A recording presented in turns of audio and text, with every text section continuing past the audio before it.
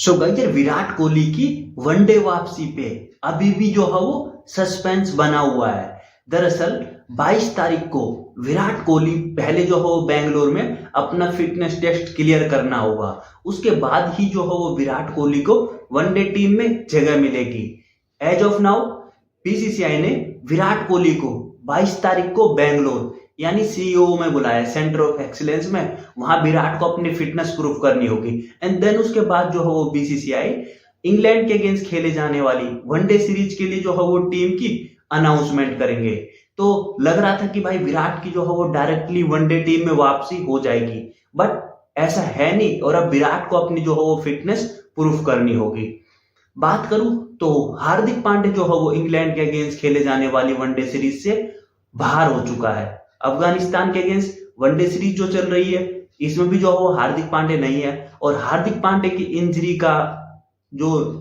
Injury है वो ठीक होने का नाम ही नहीं ले रही। और अब रिपोर्ट यहां तक आ चुकी है भाई बीसीसीआई हार्दिक पांडे के ऊपर डिपेंड करने वाली है नहीं 2027 वर्ल्ड कप में।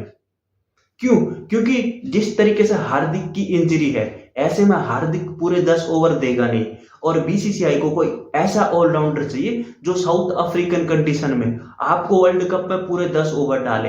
एंड इसीलिए जो है वो तीसरे वनडे मैच में अफगानिस्तान के अगेंस्ट नीतीश कुमार रेड्डी को खिलाया गया और केएल राहुल को बाहर बिठा दिया गया।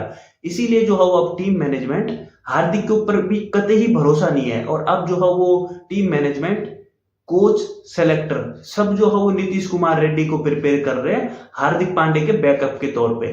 तो हो सकता है कि हमको जल्दी ही ऐसी कुछ इंफॉर्मेशन आ जाए कि भाई बीसीसीआई हार्दिक को जो है वो वनडे फॉर्मेट में देख ही नहीं रही। ऐसा बहुत ही जल्द हो भी सकता है क्योंकि हार्दिक ने जो है वो वनडे खेला ही नहीं है भाई और वो वनडे में 10 ओवर करवाने के लायक आज के दिन में लगता नहीं है। और ऐसा लगता है कि हार्दिक ने खुद को ही अपने आप को सिर्फ एक T20 प्लेयर के तौर पर समेट के रख दिया।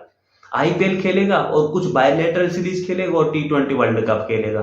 तो ठीक है, हार्दिक अगर अपनी इंजरी फिट नहीं कर पा रहा तो बीसीसीआई को जो है वो अल्टरनेटिव देखने होंगे और टीम को किसी भी एक प्लेयर का मोहताज नहीं होना चाहिए कि भाई आप एक प्लेयर के ऊपर इतने रिलायबल बन जाओ कि आप जो है वो अपना बैकअप ऑप्शन तैयार करो ही नहीं। तो भाई हो सकता है, ये मेरी खुद की गट फीलिंग है कि हार्दिक हमें 2027 वर्ल्ड कप में खेलता हुआ नहीं दिखाई देगा। अब हार्दिक की तरफ बात करूं तो बुमराह की जो है वो वनडे टीम में वापसी होनी कंफर्म है। बुमराह ने T20 वर्ल्ड कप उसके बाद आईपीएल खेला था एमआई के लिए और अब जो है वो बुमराह इंटरनेशनल क्रिकेट में वापसी कर रहा है।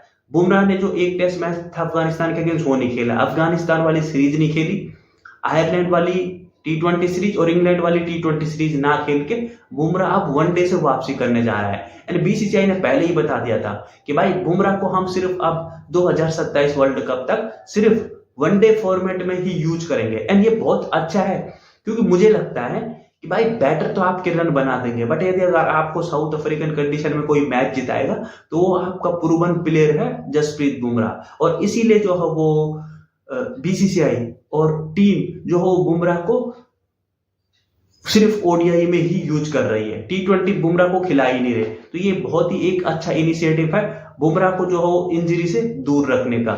उसके सिवाय बात चल रही है कि भाई हो सकता है कि इंग्लैंड के अगेंस्ट जो वनडे सीरीज है उसमें जो है वो ऋषभ पंत की वनडे टीम में वापसी हो जाए क्योंकि जो अफगानिस्तान के अगेंस्ट ऑनगोइंग वनडे सीरीज है इस सीरीज में जो है वो ऋषभ पंत को वनडे टीम से ड्रॉप कर दिया था। पिछले 2 साल में ऋषभ पंत ने एक भी वनडे मैच नहीं खेला था और उसको टीम से डायरेक्ट ड्रॉप कर दिया था।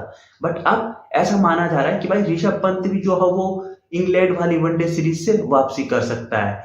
तो भाई अब यहां से चीजें क्लियर होती हुई दिख रही है कि 22 तारीख को पहले विराट कोहली का फिटनेस टेस्ट एंड देन उसके बाद ही जो है वो बीसीसीआई इंग्लैंड टूर के लिए जो है वो ओडीआई टीम की जो है वो स्क्वाड अनाउंस करेगी।